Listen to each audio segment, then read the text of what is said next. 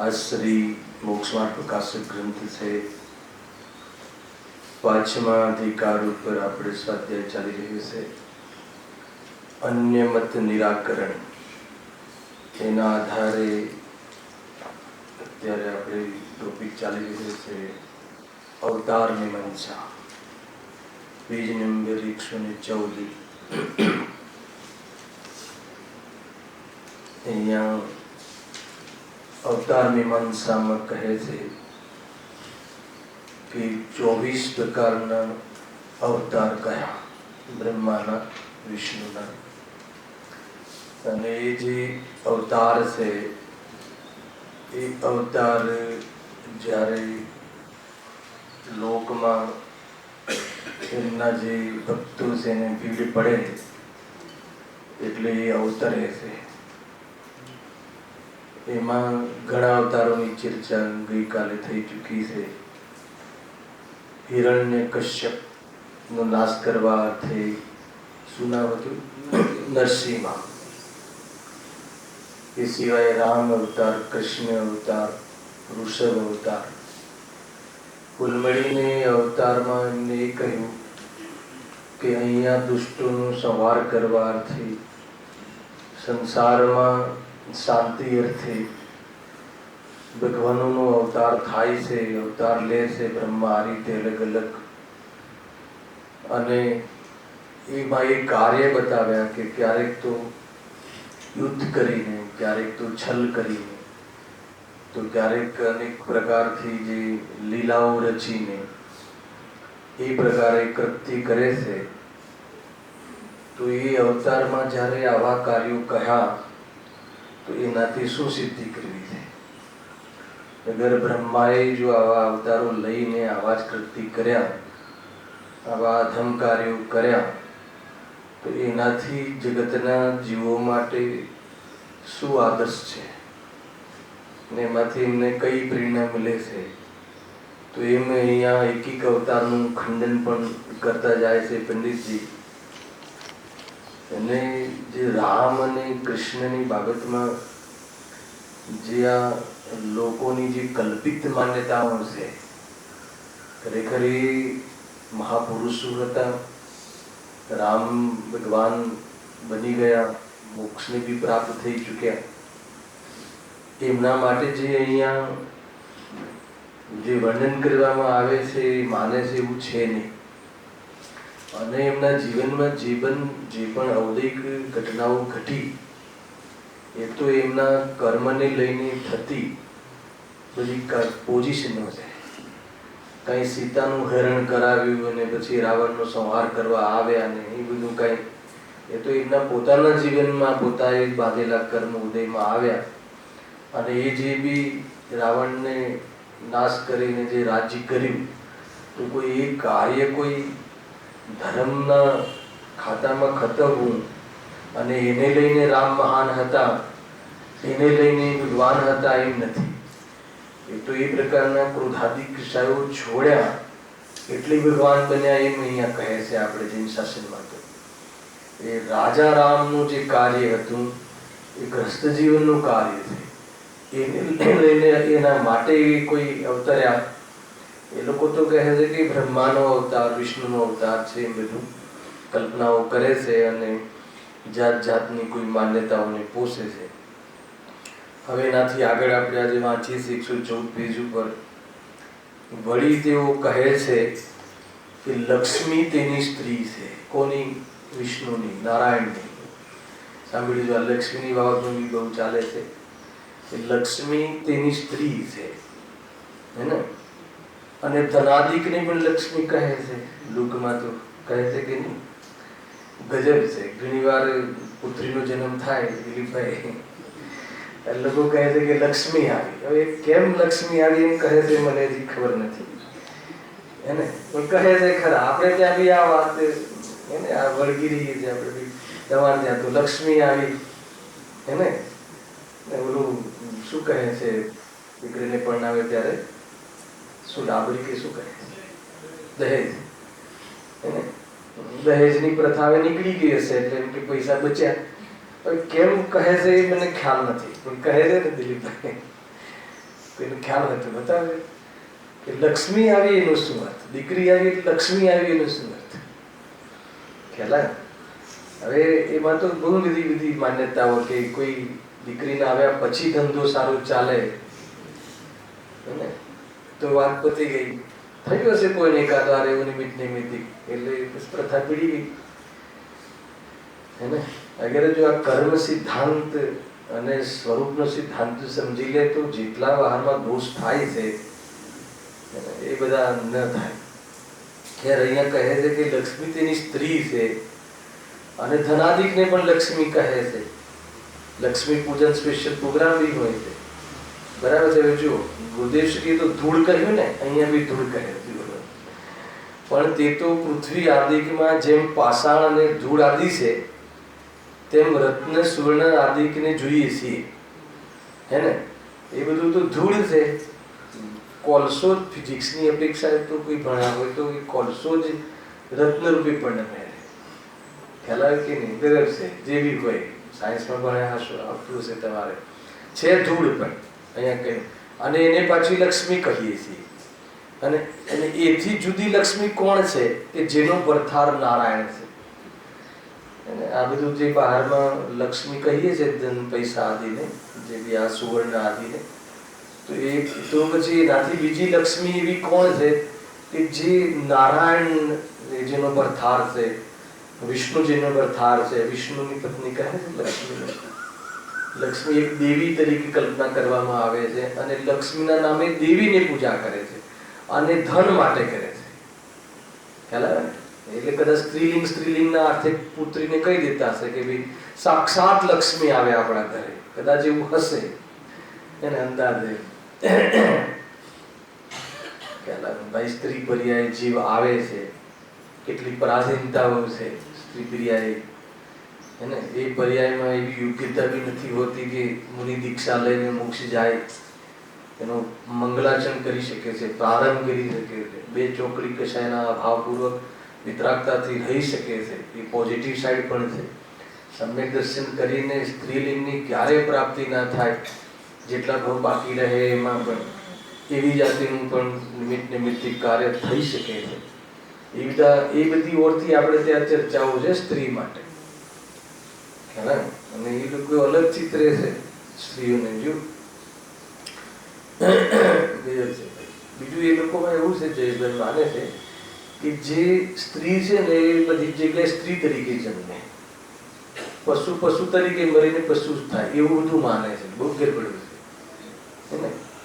તો જેને જેવા કર્મ કર્યા હોય એ પ્રમાણે પરિણમતા હોય. આપણે પુરુષ પર્યાય આવ્યા તો હવે પુરુષ પર્યાય જન્મીશું એમ નહીં. હા, સમ્યક દર્શન થઈ ગયા પછી હે ને પુરુષ પર્યાય જ જન્મીશું જ્યાં બી જે 10-15 ભાવ જેના જે હોય. પરંતુ સમ્યક દર્શન ના થયું હોય તો સ્ત્રી પર્યાયની કીડી વકોડામાં પણ જઈએ તો સ્ત્રી પર્યાય તો શું વાત છે, સમજવા જેવી વાત છે. અને જીવ સમાજમાં થોડી શરૂઆત કરી છે રાત્રિનું. આગળના શનિવારોના ક્લાસોમાં બહુ વૈરાગ્યમય વાતો આવશે કે 14 પ્રકારના જે જીવ સમાસ સંગ્રહ કરે છે શરીર, એકેન્દ્રિય આદિ જે 7 પર્યાપ્ત કેવી રીતે જીવ ત્યાં ઉપજે છે અને કેવી જાતિના પર્યાયોમાં જીવ લોકમાં સંસારમાં પડ્યો રહે છે. કે જે ચૈતન્ય સ્વરૂપ છે, એ 3 લોકનો નાશ થવાની જેનામાં ક્ષમતા છે, એવું ચૈતન્ય જીવ પોતાના સ્વરૂપને ભૂલીને કઈ અવસ્થાઓમાં પડ્યો હોય છે. માંડ મનુષ્ય પર્યાય મળે તે આવા ખોટા કુદે કુગુરુ શાસ્ત્ર અને એમાં બસ પોતાની શ્રદ્ધા બાહ્યમાં કોઈ એવી જાતિની સામગ્રી આદિને પ્રાપ્ત કરવા અર્થે એમાં બસ થઈ જાય છે અને જે મેઇન કાર્ય કરવાનું હોય છે આ ભાવમાં પણ ચૂકી જાય છે. ઘણી બધી બાબતો અહીંયા તો કહે છે કે એ રત્ન સુવર્ણાદિક જોઈએ છે, એ જુદી લક્ષ્મી કોણ છે કે જેનો અર્થાત નારાયણ છે. વળી તેઓ સીતાદિકને માયાદિનું સ્વરૂપ કહે છે, માયાનું સ્વરૂપ કહે છે. અને સીતાને માયા કહ્યું ને તો બધી માયા છે. તો હવે તેમાં તે આસક્ત થયા ત્યારે તે માયામાં જ આસક્ત થયા કેમ ના કહેવાય? બરાબર છે. આપણે ત્યાં કોઈ માયા ભાયા છે નહીં. આ રીતની બહારમાં ધનને માયા બાય કહેતા નથી, એના મમત્વને માયા કહે છે. એને એનું લક્ષ કરીને જે રાગાદી ભાવ થાય છે એને માયા કહે છે, પણ ધન કોઈ માયા નથી.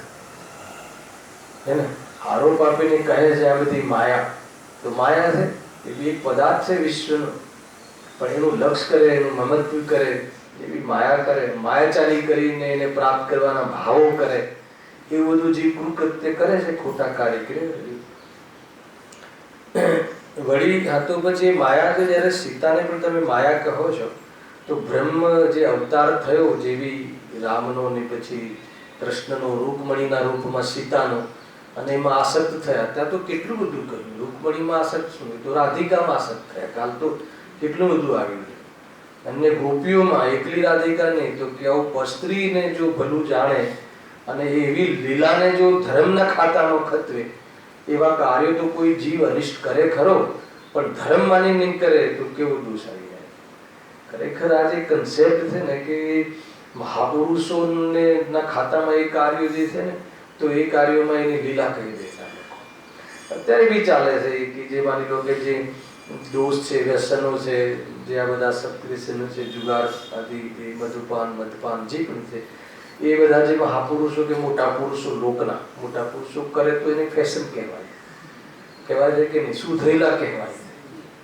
બરાબર છે ભાષા, સુધરેલા કહે છે ને, એડવાન્સ કહે છે. અને આ બધી ચીજોમાં ન દેખાય ને શું કહે છે? ગવાર કહે છે, રિઝર્વ કહે છે. તેની ભાષા જે ચાલે છે. એટલે મોટા પુરુષ એ બધું કામ કરે તો આ રીતે છે. એટલે ભાઈ ચાહે કોઈ બી પુરુષ કરે, એ બધા દોષ છે ને એનો દંડ મળે છે. જૈન શાસનમાં કોઈ ભેદભાવ કોઈથી નથી કર્યો. અને કોઈ સમ્યક દ્રષ્ટિ પાપ કરે તો એનો બંધ ન થાય. અને ખ્યાલ આવે ને, જે એ તો સંવેદનાની મુખ્યતાથી વાત છે ભાઈ. એ તો એ પાપ પરિણામને પોતાનો સ્વભાવ નથી માનતો, એટલે અનંતાનું બંધીનું બંધ થતું નથી. પણ જે જરીક બંધ થાય છે, એમ કહે છે ગુરુદેવશ્રી, બે વાતો બેલેન્સ હોવી જોઈએ. ખ્યાલ આવે કે ભાઈ જે સમ્યક દ્રષ્ટિના જીવમાં પણ, એના જીવનમાં પણ જે પ્રવચન સારમાં કહ્યું ને, કેટલી વિડંબના હોય છે. એ જળોની જેમ ચોટે છે. એ રાગાદી ભાવોમાં આવે તો એ શુભ ભાવમાં આવે તો એ ભઠ્ઠીમાં આવવા જેવું લાગે છે. નથી આવતા એમ નહીં, તપતા હોય એવું લાગે છે. તો જ્યારે દ્રષ્ટિની પ્રધાનતાથી કથન કહે ત્યારે વાત અલગ છે, પણ આગમની પ્રધાનતાથી કથન કરે તો એ કથન સાથે વાસ્તવમાં અન્યાય ન કરવો જોઈએ. અને આ વાત બી સમજવી જોઈએ, કેમ કે સમ્યક દર્શન થયા પછી તો ઘણું કામ બાકી છે. કે ગુણને વિતરાગતા આવે તો ગુણસ્થાન ભણ્યા, ઘણી બધી ચીજો છે. અને આજે ઘણું આવ્યું હતું ગુણસ્થાનને લઈને, કેટલી વાતો આવી. જો આપણે તમને એમ લાગે ને કે ભાઈ શનિવારના ક્લાસમાં તમને એમ લાગે બહુ ભારે પડે છે, તો આજે આવ્યું ને ક્ષૌક્ષમ સમ્યક, ક્ષાયિક સમ્યક, બંનેનું અંતર બતાવ્યું ગુરુદેવશ્રી. ક્ષૌક્ષમ સમ્યક તો ભલે હોય, પણ મિથ્યા તો સત્તામાં પડ્યું છે. આવ્યું ને, આપણે લીધું ને, પેલું રાવણનું ઉદાહરણ આપ્યું હતું ને, યાદ આવે છે કે ને, વિભીષણ, રાવણ અને કોણ કુંભકર્ણ આપ્યું છે. ત્રણ મિથ્યાત્વ, સમ્યક મિથ્યાત્વ અને સમ્યક પ્રકૃતિ, ત્રણ ટુકડા થાય છે ને બધી વ્યવસ્થા રીતે આપણે આવી હતી. સત્તામાં મિથ્યાત્વ પડ્યું છે, એનું કન્વર્ટ થઈને સમ્યક પ્રકૃતિ રૂપે ઉદય આવીને ક્ષય થાય છે. હલાવે કે નહીં? અને જે સંપૂર્ણ કોટા ખતમ થઈ જાય મિથ્યાત્વ અને ક્ષૌક્ષમ જે સમ્યક મિથ્યાત્વનો, ત્યારે એને વેદક સમ્યક તો પ્રકૃત્ય સમ્યક કહે છે, એક ક્ષાયિક સમ્યક્ત્વને. અને પછી ક્ષૌક્ષમ સમ્યક્ત્વને, અને પછી સમ્યક પ્રકૃતિ બી સમાપ્ત થઈ જાય એટલે ક્ષાયિક સમ્યક્ત્વ થઈ જાય. ક્ષાયિક સમ્યક્ત્વ ક્ષૌક્ષમમાંથી થાય છે, ઔપસમિકમાંથી ડાયરેક્ટ નથી થતું. આ બધું આપણે શનિવારના ક્લાસોમાં ખુલાસા બંધ લીધું, 2 વાર 3 વાર 4 વાર રિપીટિશન કરી લીધું છે. અને ક્યાંને ક્યાંય આ ભાષા નહીં સમજાય ગુરુદેવની આ એક આખી વાત. અને એમાં જે કહેવાનું હતું એ તો જોરદાર કીધું. ક્ષાયિક સંકેતી, જેને અનંતાનુબંધી મિથ્યાત્વ જેને ક્ષય થઈ ગયો છે, ઘણી બધી બાબતો કર્મને લઈને આજે ચર્ચા કરી. આશ્રય અધિકાર છે ને, એમને કર્મ આવતા જ નથી, એને બંધ થતું જ નથી. જો ચારિત્ર મોહ છે જરીક, અને એનો ઉદય હોય છે, પણ એ પોતાના સ્વરૂપ તરીકે અનુભવતા નથી. એટલે એમને જે બંધ થાય છે, અલ્પ બંધ થાય છે, એ કરનાર યોગમાં કહે છે, પણ એ બંધને બંધ તરીકે જુએ છે, સ્વભાવ તરીકે અનુભવતા નથી. અને સ્વભાવમાં લીન થાય છે એટલે એ પણ સમાપ્ત થઈ જાય છે, પર્યંત બની જાય છે. આખી રીત જોરદાર. જો ભાઈ, આપણે ત્યાં જે વાત કરી છે ભગવાન બનવાની પદ્ધતિ, અને અહીંયા તો જે ભગવાન માટે જે કાર્યો કર્યા દિલીપભાઈ આગળ, એને રાસલીલા રચે ને, કામ લીલા રચે ને, યુદ્ધ કરે ને, માયાચારી કરે ને, માછલી આદિ બનીને આવે ને, તો એ કોઈ કાર્ય કોઈ પ્રશંસનીય કે કોઈ એમાંથી કોઈ પ્રેરણા લેવા લાયક કે એનાથી કોઈ જગતને લાભ થતો હોય એવું છે નહીં. એવા કાર્યોને છોડીને ભગવાન બનાય છે. અહીંયા કહે છે કે ભગવાન એવા કાર્યો કરે છે. કેટલું અંતર છે, અંતર કેટલું ગહીન. હા, અહીંયા મારા ખ્યાલથી મને એવું સવારે વિકલ્પ આવે કે દેવ મીમાંસા લખવાની જરૂર નથી, કે આખી એ લોકોની જે દેવની બાબતમાં માન્યતાઓ છે કે એમના જે ભગવંતો છે એ તો આવા કાર્યો કરે છે કે જે કાર્યો લોકમાં પણ મા બાપ પોતાના દીકરાઓને આવા કાર્યો કરવાનો નિષેધ કરે છે, એવા કાર્યો ભગવાન કરે છે એમ કહે છે. તો બી શ્રદ્ધા છે, તો ભગવાન છે તો લીલા છે, તો એવી હોય લીલા. આપણે તો બસ આપણા પૂર્વજો થોડીક બધા જૂઠા હશે, આપણા પૂર્વજો એમને માનવું એટલે આપણે તો માનવાનું છે, એમને એ રીતે ખતરવાના ને, એ જ્યારે જ્યારે ઠોક દેવાનો હોય ત્યારે દઈ આવવાનું ને એ બધું કરવાનું. નહીં તો શું થશે, કંઈક ઉલટું સુલટું થઈ જશે. શું ઉલટું સુલટું થઈ જશે? ઉલટું સુલટું થાય કોઈ દિવસ. ગુરુદેવશ્રી કહે છે કોઈ દ્રવ્ય રૂપે પરિણમી જાય, અથવા કોઈ ધન તારામાં ઘૂસીને સુખ આપી દે, ઉલટું સુલટું થાય કોઈ દિવસ. ઉલટું સુલટું માનવાનું છોડી દે તો કામ થઈ જશે, નહીં તો કંઈક બરબાદ થઈ જશે કહે. જો કઈ બાબતો આવવાની છે, મેં કેટલું હમણાં વિષય વાંચ્યો આજે સવારે. એમ લાગે કે આગળ તો બધી જે મીમાંસા, મોક્ષની મીમાંસા હજી સુધી નથી આવતી. આમાં મોક્ષની તો એ વાત જ નથી. અહીંયા તો કોઈ જુદી જ વાત, બધી સુખ સામગ્રીની જ વાત. જો એક વસ્તુ કહું તમને, વિકલ્પ આવ્યો છે તો, કે આ જે અવતાર કહે છે, જેવી એમના અવતાર બધા 24 પ્રકારના, એ અવતારોની જે પૂજા કરે છે આ લોકો, એની જે સ્તુતિ વંદના જે એમને કરે છે, જેવી જીવો કરે છે, એ કોઈ મોક્ષ માટે નથી કરતા. ખ્યાલ આવે કે એ બધા તો બાહ્યમાં કોઈ એવી કોઈ સ્પેશિયલ કોઈ એવી સ્ત્રી મળી જાય, કે કોઈ સ્ત્રીને વશીકરણ કરવાની વિદ્યા મળી જાય, કે કોઈ બાહ્યમાં ધન આદિ સામગ્રી મળી જાય, એટલે આવા પ્રકારના દેવોને પૂજે છે. હા, તો હવે વિચાર તો કરો કે કેવી રીતે સંભવ છે. અહીંયા કહે છે કેવી રીતે આપી શકે. કર્મ થિયરીમાં પુણ્યનો ઉદય હોય તો મળે છે. સાંભળ્યું? એ જીવ થોડો વિચાર કરે ને, થોડુંક આગળ વધીને કે ભાઈ અરે કોઈ દેવ બી અંદર આપણા પ્રત્યે રીઝે ને, એ બી એમાં બી પુણ્યનો ઉદય જોઈએ છે. પુણ્યનો ઉદય હોય તો એને એવો વિકલ્પ આવે. નિમિત્ત નૈમિત્તિક છે, સ્વતંત્ર રીતે થાય છે, પરંતુ એને આપણા પ્રત્યે એવો ભાવ આવે. એ બી પુણ્યનો ઉદયમાં બધું થાય છે. સેવાઓ કરે, દેવો બધી કરે છે, મહાપુરુષોની સેવા, પણ એ બી ક્યારે કરે? સેવા કરે છે તો પુણ્યના દાસ છે. ખ્યાલ આવે કે નહીં? આપણે તો એ દાસ બનીને પૂજીએ છીએ, જે બીજા લોકોની વાત છે. દાસ બનીને દેવગતિના દેવોને પૂજે છે. અહીંયા કહે છે કે એ તો તારું પુણ્ય, કે જે તારી વિકૃતિ છે ને, એના દાસ છે. વિચારતું કરો કેટલું આખો ફરક છે. સમ્યક દર્શન સાથે પુણ્ય બંધાય તો એ પુણ્યના દાસ બનીને રગડે છે, નાક રગડીને આવે છે. સૌધર્મ ઇન્દ્રના સિંહાસન ડોલે છે. તીર્થંકરોના જન્મ થાય ત્યારે ડોલે છે કે નથી ડૂલતા? જગાડે છે કે જાગ ભાઈ, તારે સેવા કરવાનો દિવસ આવી ગયો. એ રીતે છે આપણું આ જે મહાપુરુષોનું પુણ્ય એ રીતે. અને આગળ વિચારે કે માન લો કે પુણ્યથી મળે છે, તો એ મળે છે તો એમાં કોઈ સુખ થઈ જાય છે એવું પણ ક્યાં છે? હે ને? મળી બી જાય માની લો તો એનાથી સામગ્રીથી સુખ ક્યાં મળે છે? અગર જો એને આ ખ્યાલ આવી જાય તો ગ્રહિત મિથ્યા તો તાત્કાલિક છૂટી જાય. જેવા કર્મ કર્યા હોય એવા ઉદયમાં આવે.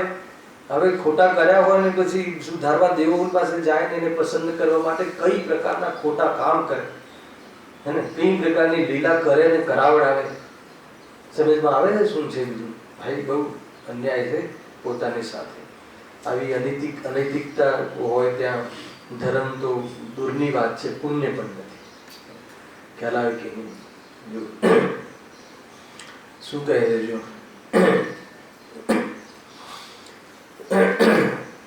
વળી તેઓ સીતાદિકને માયાનું સ્વરૂપ કહે છે. હવે તેમાં તે આસક્ત થયા ત્યારે તે માયામાં જ આસક્ત થયા કેમ ન કહેવાય? બહુ ક્યાં સુધી કહીએ? એમને પણ થયું કે ક્યાં સુધી કહેવું, એને તો એ ઘણું કહેવા વાળા છે. અને તેઓ જે નિરૂપણ કરે છે તે બધું વિરુદ્ધ જ કરે છે. એ લોકો જે કહે છે એ બધું કોઈ તમારી બુદ્ધિમાં સેટ થાય જ નહીં. પરંતુ જીવોની ભોગાદિકની વાત ગમે છે, તેથી તેમને કહેવું વહાલું લાગે છે. એને ગજબ છે ભાઈ, લોકોને આ વાત બુદ્ધિમાં તો ખોટી લાગે તો બી કેમ ગમે છે? એને જંતર મંતર અને તથાસ્તુમાં કેમ ગમે છે? આશીર્વાદ મળી જાય, વાસ્કેપ નાખી દે એટલે જાણે આપણે તો સુધરી ગયા. પેલા ક્યારે છે પૂનમમાં જાય ને, બધા પૂનમમાં જાય ને પછી વાસ્કેપ ન ખાઈ આવે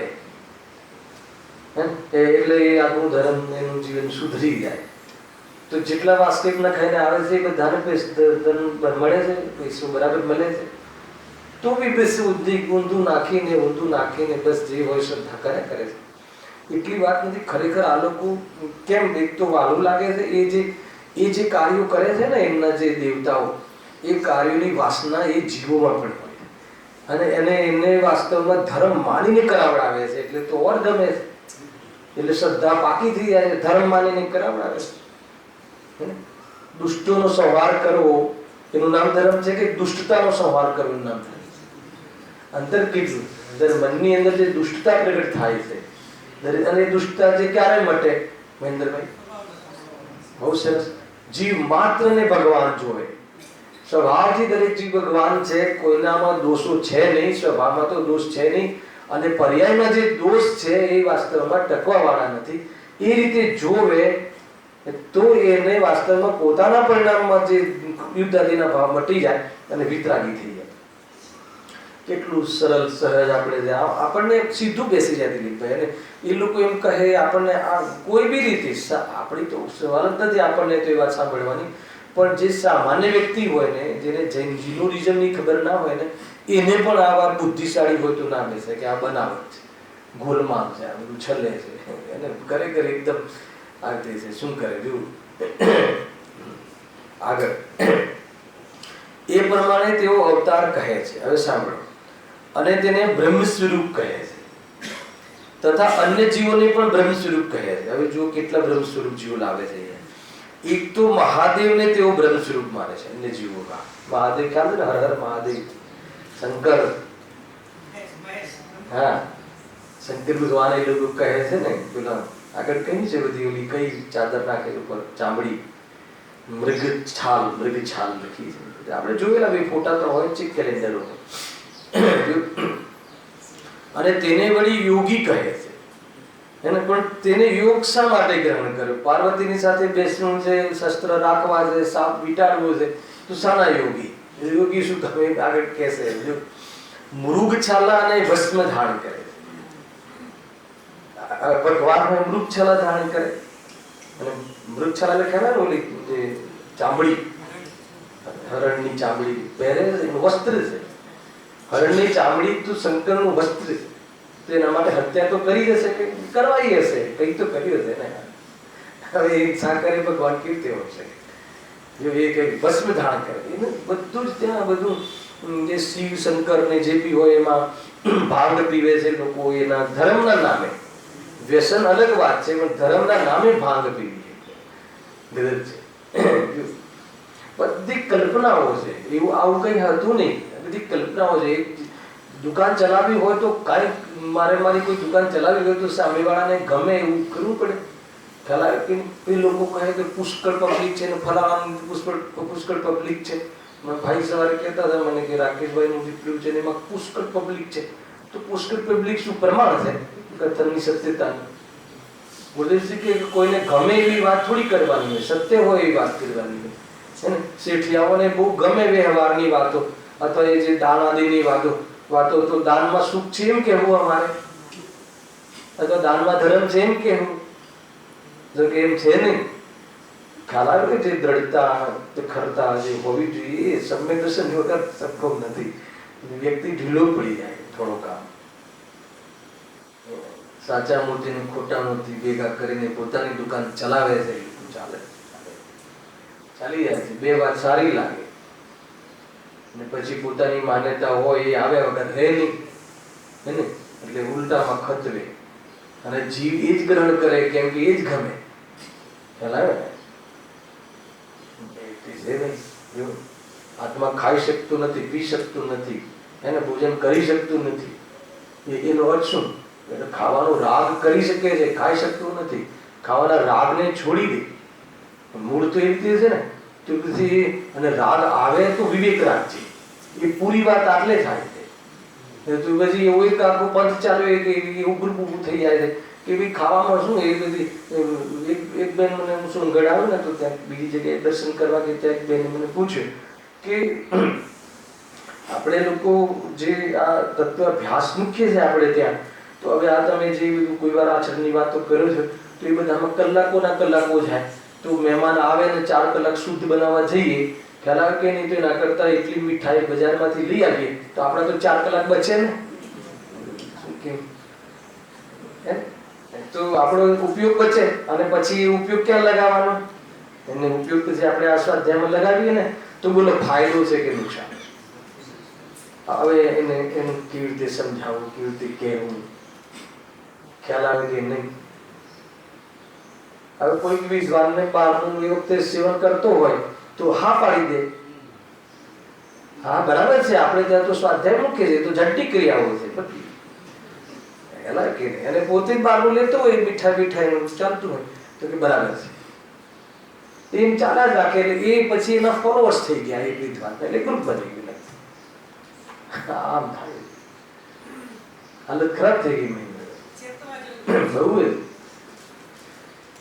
એને ખેર આપણી પાસે તો બહુ જ પ્રમાણ કથન ગુરુદેવ શ્રી ક્યાંય આગળ પાછળ થવા જેવું નથી સાંભળ્યું ક્યાંય બી. પણ હવે શું કરે ના ગુરુદેવ શું ચાલે છે એમાંથી અપેક્ષાઓ કાઢવાનું બીજું હોય કરે શું કરે છે? ગુરુદેવના નામે ચાલી જાય છે બધું. ચલાવો નહીં ચલાવો. શ્રોતાઓની જવાબદારી છે કે નહીં ચલાવો, આ નહીં ચાલે, આ ઠીક નથી, આ રીતે નથી, આ રીતની અપેક્ષાઓ નથી કહી ગુરુદેવ શ્રી કહો. એ જ વાસ્તવમાં ભાવનાનો બી એક ભેદ છે. સત્યનો સ્વીકાર અને સત્યનો વિજય થવો જોઈએ. અભ્યાસ કરાવવાનું બીજું તો અભ્યાસ બીજું શું છે? મૃગચાલાને ભસ્મ ધારણ કરે તે શા માટે ધારણ કરે છે?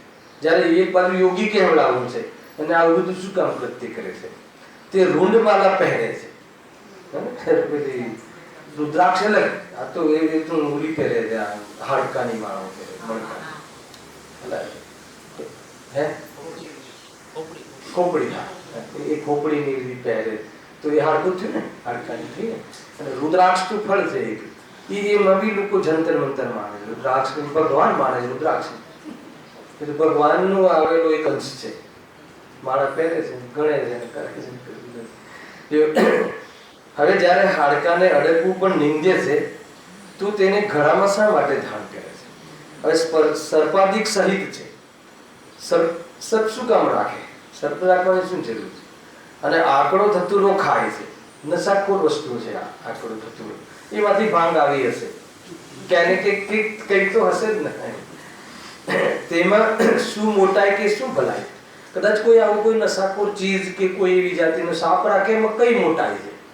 એને સાપ તો આપણે હવે મદારીઓ રાખે છે, મોટા મોટા અજગરો પકડે છે. એ તો લોકો કે જો આ સાપને જીત્યો, આ કર્યું, તે કર્યું, સમુદ્ર મંથન ને આ ને તેને ઝેર પી ગયા ને બધું ક્યાંથી એકદમ કલ્પનાઓ, કોઈ બી મતલબ જ નથી એનો. હા, કોઈ સ્વાધ્યાય કરે, કોઈ શાસ્ત્ર ખોલે ને વાંચે, આપણા પ્રથવાનીઓ ખોલે, સત્યનો સ્વીકાર કરવા માટે સમીચીન અભ્યાસ જોઈએ. ત્રિશુલાદિત્ય રાખે છે પણ તેને કોનો ભય છે? પાર્વતીના સંગ સહિત છે પણ યોગી બની જોડે સ્ત્રી રાખે છે. યોગી બનવું તો આ બધું નતું કરવું એમ કહ્યું છે. એવું વિપરીત પણ તેને શા માટે કર્યું? જો કામાસક્ત હતા તો ઘરમાં જ રહેવું હતું. અને આપણે બી કહીએ છીએ ને કે ભાઈ તારાથી મુનિ ધર્મ ન પડે તો તું ગ્રસ્ત ધર્મ અપનાવ. હેયા હે નું જ્ઞાન, ગ્રસ્ત દશા હોવા છતાં હેયા હે નું જ્ઞાન, આ છે ધર્મ.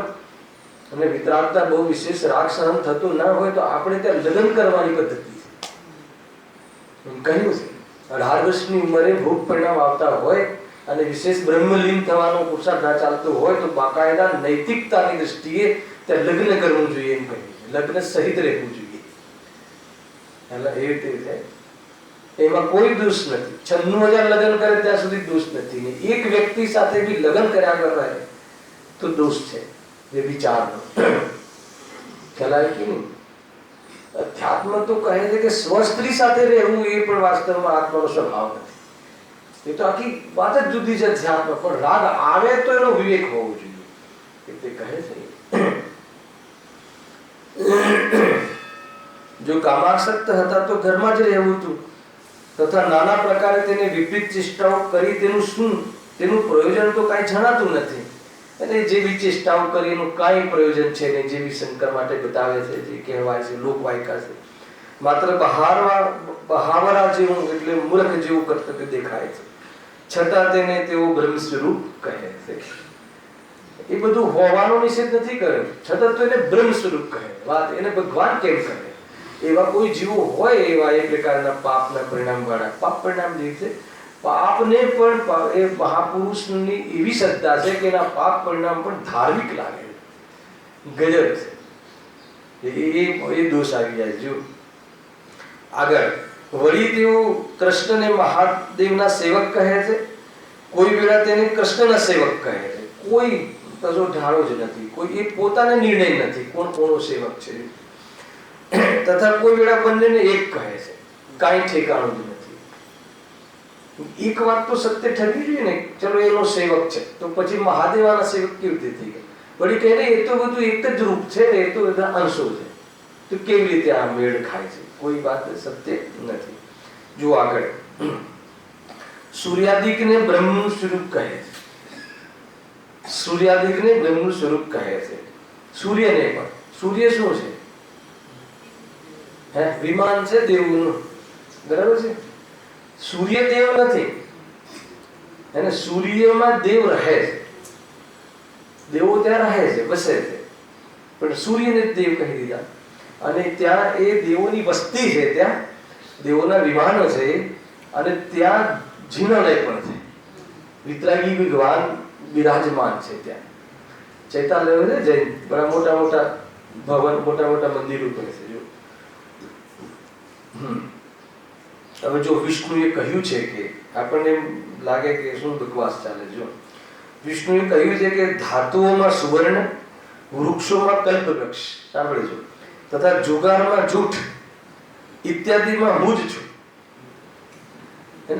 ગજબ છે. તો સુવર્ણ બહુ ઊંચી ધાતુ છે ને, અને કલ્પવૃક્ષ, વૃક્ષોમાં કલ્પવૃક્ષ મહાન છે, અને જૂઠમાં અને શું કહે જુગારમાં જૂઠ મુખ્ય છે. એ માયાચારી જૂઠું બોલું એ બધું છે જુગારમાં. અને એ બધું એ કહે છે કે હું જ છું. આવું માનતા હશે આપણને એમ થાય કે આવું કોઈ હોઈ શકે એમ તેવું કહે છે, પણ પૂર્વા પર કઈ વિચારતા જ નથી. પૂર્વા પર નથી વિચારતા એટલે આગળ કહેલી વાત આનાથી ખંડિત થાય છે, કે આગળ કહેશે એ વાત ખંડિત થાય છે. અને એ વાત એ સ્વવચન બાધિત, સ્વયં આગળ જે વચન કહે છે એ વચન જ ખંડિત થઈ જાય છે. એમ કઈ પૂર્વા પર દોષ આવે છે.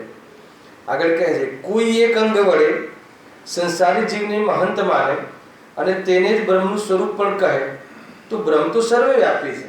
એટલે તું દુનિયાની સારી સારી ચીજો જે કહે છે, દુનિયામાં જે વખણાય છે, જુગારમાં જે સૌથી જુઠ્ઠો વ્યક્તિ હોય ને એની બહુ પ્રશંસા થાય. તમને ખ્યાલ નહીં હોય એ જે જમાત છે ને આખી, એ જમાતમાં બી પ્રશંસાનો પ્રસંગ છે. તમને ખ્યાલ નહીં હોય જે વધારે ડ્રિંક્સ કરે ને એની બહુ પ્રશંસા થાય. ડ્રિંક્સ વધારે કરે અને નશો ચઢે નહીં, કહે ને આ બધું હું સાંભળ્યું છે તો એની ત્યાં બહુ પ્રશંસા થાય કે નહીં કેવું પડે એમ. એ પ્રશંસાનો સબ્જેક્ટ છે. ખ્યાલ કે ગજબ છે. બહારમાં વ્યસનોમાં પણ આર્થિક બહુ ચાલે છે. જો તો એટલે કહે છે ને કે પબ્લિસિટી જોઈએ કોઈ બી રીતે. શું કરે ક્યાં હતા પણ પૂર્વા પર કઈ વિચાર કોઈ એક અંગ વડે સંસારી જીવને મહંત માને એટલે કે જે દુનિયામાં જે લોકો જેનાથી પ્રભાવિત થાય હે ને એવા અંશને તો મહાન માને અને તેને જ બ્રહ્મનું સ્વરૂપ પણ કહે. પણ બ્રહ્મ તો સર્વવ્યાપી છે, બ્રહ્મ તો પેલામાં પણ વ્યાપે છે, જે તે કહ્યું આગળ લખ્યું છે.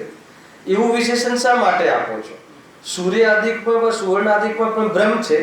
હવે સૂર્ય અજવાળું કરે છે અને સુવર્ણ ધન છે ઇત્યાદિ ગુણો વડે તેમાં બ્રહ્મ માન્યો. સાંભળજો તો સૂર્યની માફક દીપાદિક પણ અજવાળું કરે છે તથા સુવર્ણની માફક રૂપુ લોખંડ આદિ પણ ધન છે. તો એમાં કેમ શ્રેય લેતા નથી? બધી વસ્તુ તો એક જ છે હે ને. ધન છે ને એ બી લોખંડ બી ધન છે. ધન ચાલે. ધન કોને કહે છે? સાયન્સમાં ભણે ને, કોમર્સમાં શૈલેષભાઈ ઇકોનોમિક્સ. ધન કોને કહે છે? યુટિલિટી. અને યુટિલિટીને ધન કહે છે. કોમર્સ સ્ટુડન્ટને ખબર હશે, ઇકોનોમિક્સ વાળા ખ્યાલ છે કે નહીં? ઉપયોગિતાને ધન કહે મહેન્દ્રભાઈ. બરાબર છે ને?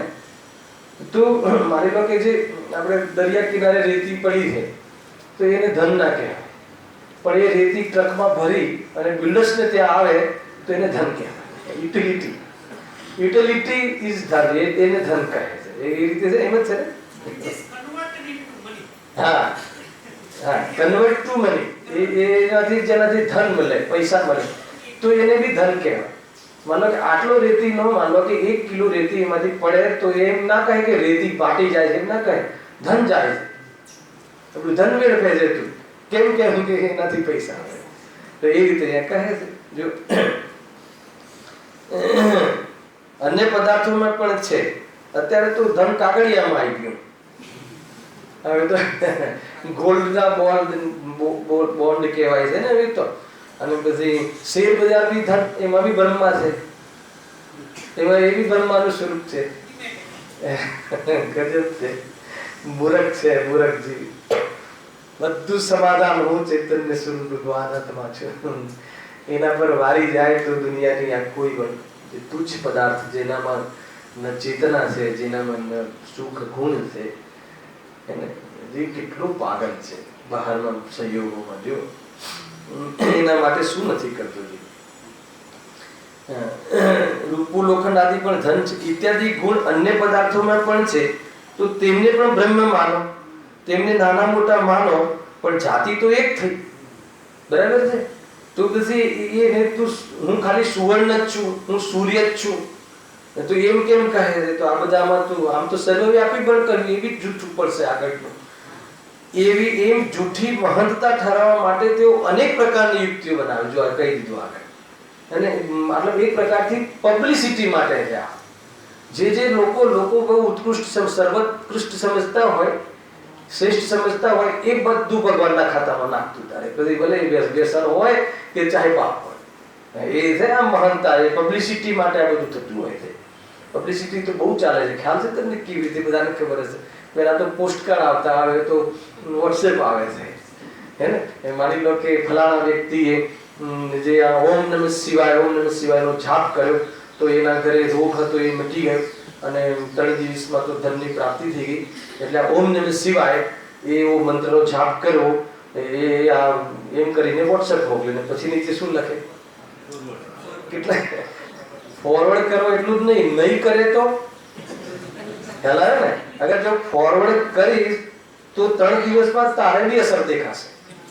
સાની મિથ્યાત્વ નહીં. અને જો તું ફોરવર્ડ નહીં કરે અને શું એને ડિલીટ કરી દઈશ, લોકો બહુ ડરે પછી એમાં હાથ ના આપણે ડિલીટ કરતા. ડિલીટ કરે તો એનો બી તને પરચો જોવા મળશે. કઈ તારું અહિત થઈ જશે, અનિષ્ટ થઈ જશે. શું કામ ગભરાય છે? એને પોતાના પર ભરોસો રાખ, પુણ્ય પર ભરોસો રાખ. હેને? અરે કોઈ ઘણી વખત આપણને કામ ન આપવું હોય ને કોઈએ તોય આપવું પડે. શું બતાવે? તમને કોઈ કામ ના આપવું હોય કોઈ બિલ્ડિંગનું તોય સામે ચડીને ભાઈ આ કરો.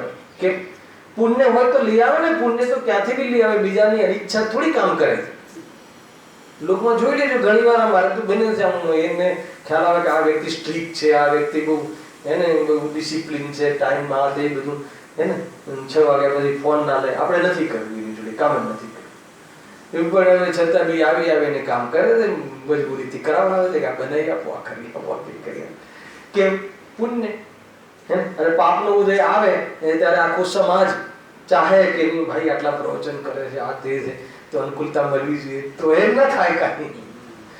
ભાઈ તું વિશ્વાસ રાખ. અને પેલો તો છે ને સિદ્ધાંત, થઈ જાય તો બી શું થાય? સુખ ક્યાં છે એમાં? સામગ્રીમાં સુખ નથી, મોહના અભાવમાં સુખ છે. સામગ્રી ગમે એટલી હોય પણ મોહ હોય તો બહુ દુઃખી. સામગ્રી બિલકુલ ના હોય અને મોહ ના હોય તો બહુ સુખી. ગણિત આટલું જ ગણી નાખે. એટલે ઉપાય કરવો હોય તો મોહના અભાવનો કરવો, ઉપાય કરવો હોય તો સામગ્રીને વસાવવાનો નહીં કરવો. વસાવવાનો રાગ આવે તો બી આ રીતે જાગૃત રહે. કેટલું અદ્ભુત માર્ગ છે ભાઈ. ક્યાંય ભૂલ હોય તો બતાવવાનું. એ કરીને ચેલેન્જ અમે જે તને નિરૂપણ કરીએ છીએ, સર્વજ્ઞ ભગવાને જે મેથડ બતાવી છે એમાં તને કોઈ દોષ લાગે તો તું તર્ક કર, હે ને, તું પણ એનું ખંડન કર. અને જો તું ખંડન ના કરી શકતો હોય તો તારું જે માને છે એનું ખંડન કરીને આમાં સીધી ચેલેન્જ. કેટલું વિચાર્યું છે પંડિતજી, કેટલું વિચાર્યું હશે, હે ને. જે બી એમની ઘટના ઘટી રાજાની સાથે, એમાં આ અધિકાર જવાબદાર હોવો જોઈએ, અનુમાન કરીએ સીધું દેવોનો ફટાક દઈને એવી હાલત કરી નાખી છે, બ્રહ્મા વિષ્ણુ મહેશ તો જાણે કોઈ હોય જ નહીં. એને એ રીતે જીવને ખરેખર મોક્ષ માર્ગ પ્રકાશક પંચમ કાળનું એક એવું અમૃત છે, એવું અદ્ભુત માની લો કે અદ્ભુત ચીજ છે, આ મિરેકલ છે. મોક્ષ માર્ગ પ્રકાશક ગજબ છે, સમયસાર જે બે હે કેવી રીતે, હા બરાબર બરાબર એકદમ તમને એમ લાગે કે આ શું કામ વાંચો છો, પણ ક્યાંય ને ક્યાંય આવી જ જાય છે, હે ને. તમને એમ લાગે કે ભાઈ પ્યોર દિગંબર જૈન એમને ત્યાં જવું થયું તો એમને ત્યાં ઓલી જે કોઈને ત્યાં માતાજીની સ્થાપના કરવાની છે એની પત્રિકા આવેલી, એ દિવસે મારું જવું થયું, એ જ દિવસ હતું જવા. હવે હું બેઠો તો જવું કે ના જવું. તો મેં વાંચ્યું કે આજની ડેટ છે ને ભાઈ, આ તો એટલે કે સાંજનો પ્રોગ્રામ છે તો સાંજે તો જવું પડશે. આમ તો આપણે માનતા નથી પણ બેંકમાં સાથે હતા ને એટલે થોડુંક સંબંધ રહે ને. આમ આપણે દેવીમાં માનતા નથી પણ શું પેલા જે બેંકમાં આટલા વર્ષોથી સાથે હતા રિલેશન તો પછી એને સાચવવું તો પડશે ને, તો રિલેશન નહીં રહે. ખ્યાલ આવે કે ના આવ્યો અહીંયા ગજબ છે. ત્યાં તો એમ કહે અને અહીંયા આપણે ગુરુદેવની વાત કહીએ તો એમાં વિરોધ કરે. ખ્યાલ આવે શું કહું છું? આપણે ગુરુદેવની જે સત્ય વાત કહી એમાં તો વિરોધ કરે, તમે તો કાજી સમયવાળા, અને એ માતાજીના પકડમાં જાય. સમજણ જ નથી પડતી કે શું કહેવા માંગે. આ હકીકત કહું છું, આગળ ઉદાહરણ નથી, હકીકત કહું. અને મને તો કહેવાની આદત છે કે ભાઈ આમ તમે જે ગુરુદેવશ્રીએ તો સ્વયં દિગંબર સનાતન જૈન ધર્મનો ઝંડો પકડ્યો, સત્યનો સ્વીકાર કર્યો, સત્યની જાહેરાત કરી, હે ને. અને જ્યારે એ વાત આવે તો તમે એમ કહો છો કે નહીં બધું આમ છે તેમ છે, અને આ જે જગ્યાએ જવું પડે મજબૂરીથી, તો એનું ક્યાં મેળ ખાય? કે અમારો રાઈટ જ નથી તમને તો. ખ્યાલ આવે ભાઈ, એ વાત સમજવા જેવી છે. જો ઘણી જગ્યાએ બધું ચાલતું હોય, શું કરે, હે ને. ભૂલેલું ભગવાન છે એક સૂત્ર મળ્યું છે એમ સમજીને આપણા ભગવાનને ન ભૂલવું, એ કાર્ય કરીને આ લોકમાંથી નીકળી જવું. આ સિવાય બીજો કોઈ ઉપાય નથી. ને સમજાવવા જવું પણ રાગ આવી જાય ત્યારે બનતું હોય, પછી ખ્યાલે આવે કે આ મતલબ નથી, ક્લેશના કામ છે, શું કરે. કોઈના સમજાવવાથી કોઈ સમજતું નથી. સમજાવવાનો રાગ આવે એ રાગ સાથે એકત્ર નહીં કરે તો કહે એવા રાગથી પણ રહિત થઈ જાય. ઉપાય જ નથી બીજો આ સિવાય. જો ગજબ છે ભાઈ. અનેક પ્રકારની એ રીતે એવી જૂઠી મહાનતા ઠરાવવા માટે તેઓ અનેક પ્રકારની યુક્તિઓ બનાવે છે, કરે છે. આગળ વળી તેઓ જ્વાલા, માલિની આદિ અનેક દેવીઓને માયાનું સ્વરૂપ કહી હિંસાથી આ બધી બહુ આપણને નામ બી ખબર નથી. જ્વાલા અને માલિની ને આ બધી માતાઓ છે અને દેવીઓ છે. અનેક દેવીઓને માયાનું સ્વરૂપ કહી હિંસાથી પાપ ઉપજાવી તેનું પૂજન કરાવે છે. આવી બધી દેવીઓ જે કુલ દેવીઓમાં બધી જે દેવીઓ હોય બધું એ હિંસાનું. એ દેવીમાં શું કામ પૂછીએ છીએ? પેલા તો નક્કી કરો સ્ત્રીલિંગ છે અને પ્લસ દેવ ગતિને જે દેવી છે એ બરાબર છે, અને ગ્રહિત વિખ્યાત તો સહી છે, સંવેગશન પણ નથી ભાઈ બરાબર છે. હવે શું આશય છે કે આપણે એની પાસે જવું અને આપણું આપણું આપણું કઈ લાભ આપી શકતી નથી, આપણા પુણ્યનો ઉદય ના હોય તો પછી શાના માટે? છતાં બી પૂજે છે લોકો, પૂજન ઠરાવે છે, પણ માયા તો નિંદ્ય છે, તેનું પૂજન કેમ સંભાળે?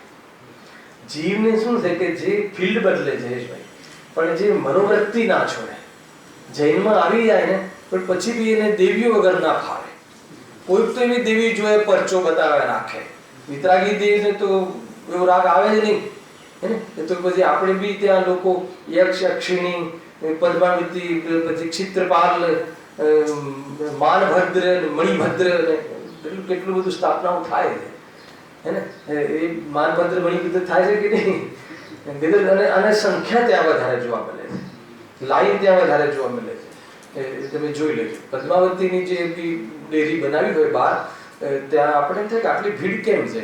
ત્યાં કોઈ વિશેષ પ્રતિમા હશે ભગવાનની. એક વાર બનેલું દિલ્હીમાં, વેપાર અર્થે જવું થયું તો સવારે મંદિર શોધ્યું, લાલ કિલ્લા પર મંદિર છે, દર્શન કરવા ગયું તો ત્યાં ભગવાનની પ્રતિમા આગળ એકદમ ખાલી ખમ જે વેદી આગળ, અને બીજી બાજુમાં એક ઓરડી છે, તો ત્યાં પુષ્કળ લાઈન. બીજું કોઈ ખાસ હશે તો કે ત્યાં પદ્માવતી બિરાજમાન છે. ખ્યાલ આવે શું કહ્યું? તો એ દેવી દેવતાઓ કે જે મતલબ જ નથી, આપણે તેની પ્રશંસા જ નથી. પાપ પુણ્યનું બતાવે ખરા, કમઠે આ કર્યું ને પદ્માવતી આ કર્યું, પણ બંને પોઝિશનમાં પાર્શ્વનાથ મુનિ સ્વરૂપમાં રહ્યા એનું મહિમા કરે છે. આપણે પદ્માવતીની સ્તુતિ નથી, મુનિના સ્વરૂપમાં રહ્યા એની સ્તુતિ કરીએ. આખું કન્સેપ્ટ જ અલગ છે. લોકો બસ પદ્માવતી જે ભગવાનની રક્ષા કરે એ આપણી તો કરે ને, ખ્યાલ આવે કે નહીં? તો રક્ષા કરવા પહેલા કમઠવી જોઈશે. ખ્યાલ આવે? ક્યાંથી વિચારે છે કોણ રક્ષા કરે, કઈ રક્ષા કરે? ભગવાનને કોઈ રક્ષા કરે એ કોઈને ભાવ આવ્યો, પણ ભગવાન કહે છે કોઈ કોઈની રક્ષા કરી શકતું જ નથી, જરૂર જ નથી, કન્સેપ્ટ ખ્યાલ નથી. જો એ રીતે છે. તેનું પૂજન કેમ સંભવે તથા હિંસાદિક કરતા ભલું કેમ થાય? હિંસા તો કોઈ પણ પ્રકારે ભલી નથી. કેવી રીતે ભલી? સવાલ જ નથી. કહે છે જો ગાય, સર્પાદિક, અભક્ષ, ભક્ષણાદિક પશુને તેઓ પૂજ્ય કરે છે. સર્પ તો ઝેર સાથે છે, સર્પને પૂજે છે. નાગ પંચમી દૂધ પાય છે, ખ્યાલ આવે કે નહીં? આપણા ઘરમાં બી નાગ આવી જાય ને તું વાર્તા આ બધું બધી પરીક્ષા થાય. ગામડાઓમાં તો રોજ સાપ જોવા મળે. ગામડાઓમાં આપણા ઘરમાં તો રોજ ઉપરથી સાપ જાય. અમારા ફાધર હતા જ્યારે 2-3 વર્ષ પહેલા દેહાંત થયું તો સાપને પકડવો પડે સાણ સાથે અને પછી દૂર મૂકી આવવો પડે. મારવાની પદ્ધતિ તો છે ને. તો સાપને ત્યાં મૂકી આવે ને તળાવ પર, તો આપણે ઘરે આવીએ પહેલા સાપ આવી જાય પાછું. કેટલી વાર મેં જોયું છે. આવે તો રહે શું કરે? તો કોઈ પૂજવા લાગે, કોઈ પૂજવા લાગે તો દંશ ના મારે એમ છે કઈ. ગાયને પૂજે છે, ગાયના પૂંછડાને આમ લગાવે. અમારે મલાડ મંદિરની સામે ગાય બેસે છે તો પેલા ઘાસ ખવડાવે. આપણા લોકો રોટલીઓ લઈ આવે. રોટલી ખવડાવવાનો પ્રોબ્લેમ નથી, ઘાસ ખવડાવવાનો વાંધો નથી, પણ એમાં પછી એને પૂજવાની પૂજ્ય માને. ગાય માતા દૂધ આપે છે. ઘણી વાર આ જે ગૌ હત્યાનો જે નિષેધ થાય છે ને, તો મને એમ લાગે કે ગૌ હત્યાનો નિષેધ કેમ, મરઘી હત્યાનો નિષેધ કેમ? એમાં આ છુપાયેલું છે. કેમ કે ગાય માતા છે, ગાય ભગવાન છે, કુકડો ભગવાન નથી, એટલે એની હત્યા તો ચાલે. ખ્યાલ આવે કે નહીં?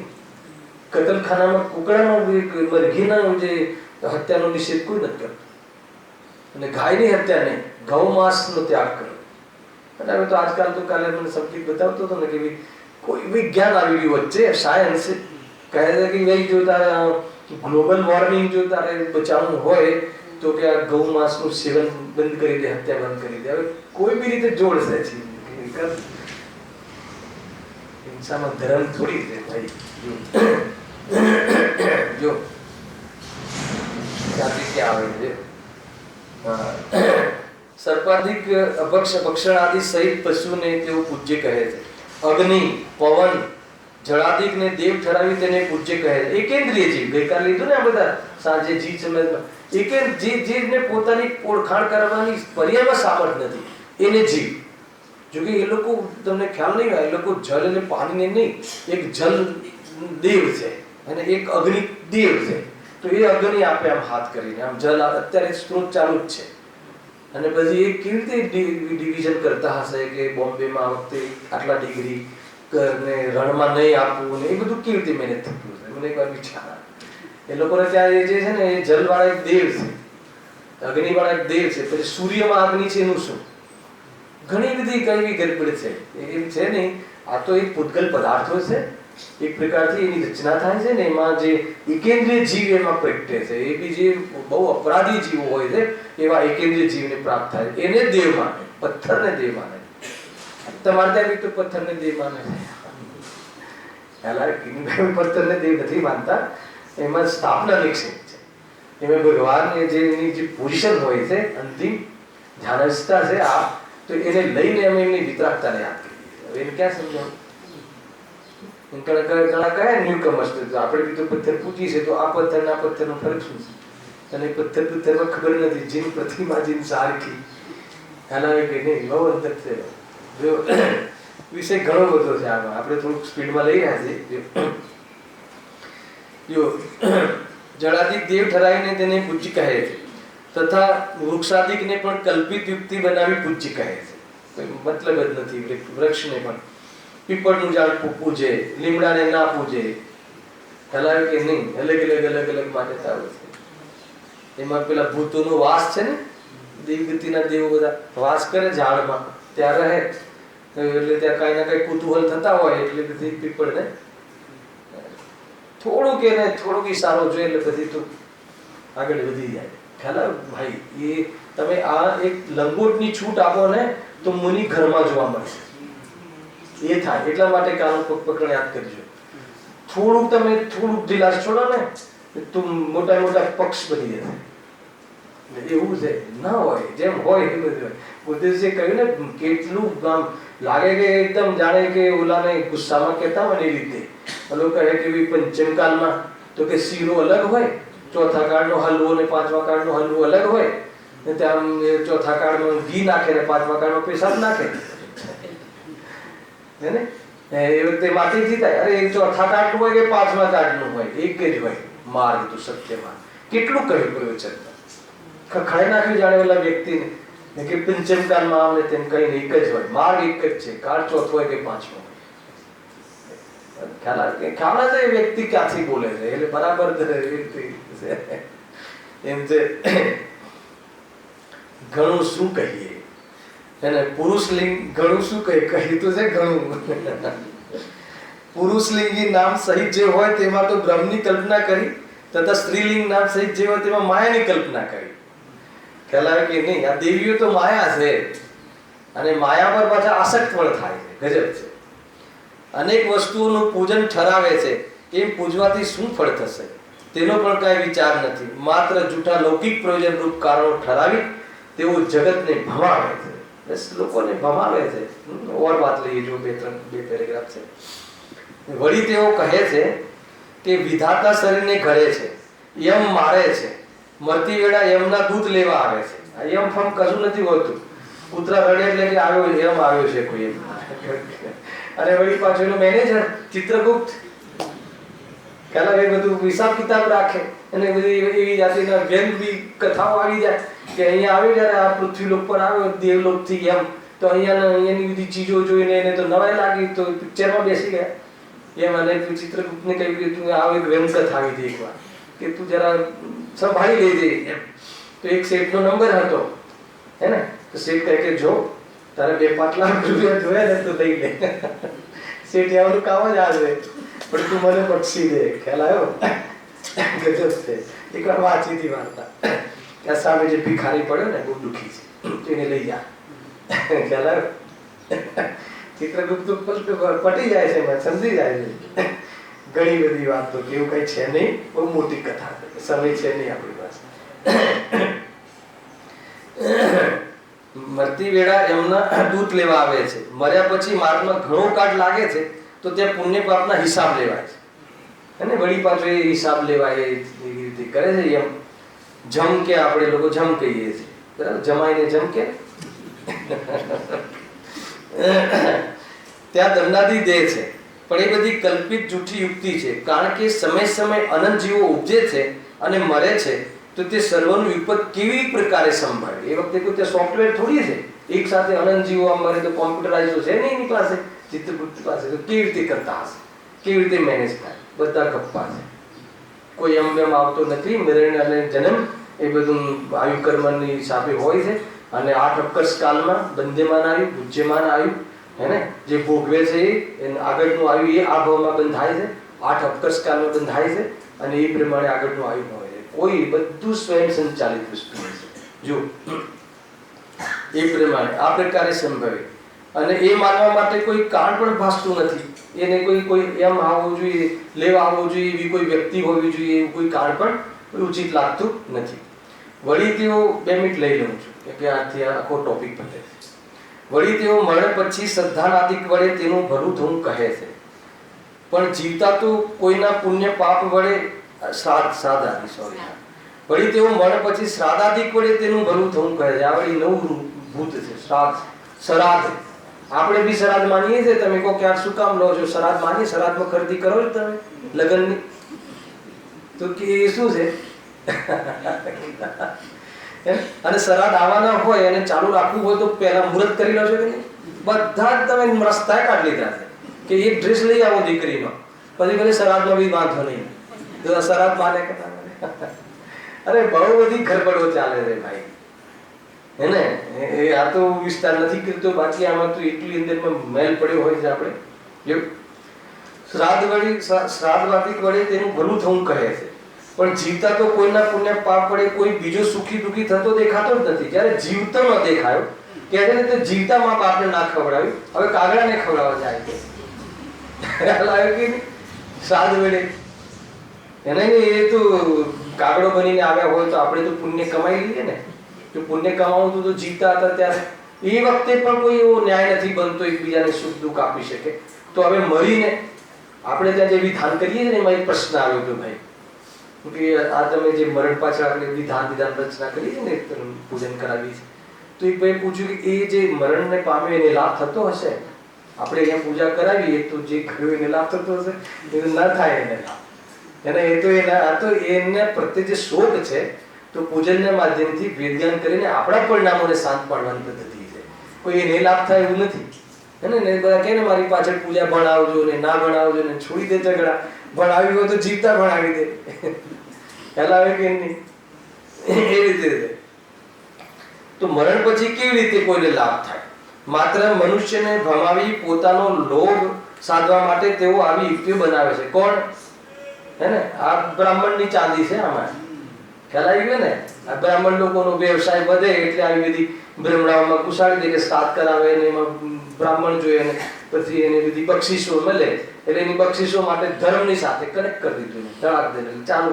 ખોટો સિક્કો એ ચાલી જાય ધર્મના નામે, કાંઈ પણ ચાલી જાય. હલાવે કે નહીં, એવી રીતે છે.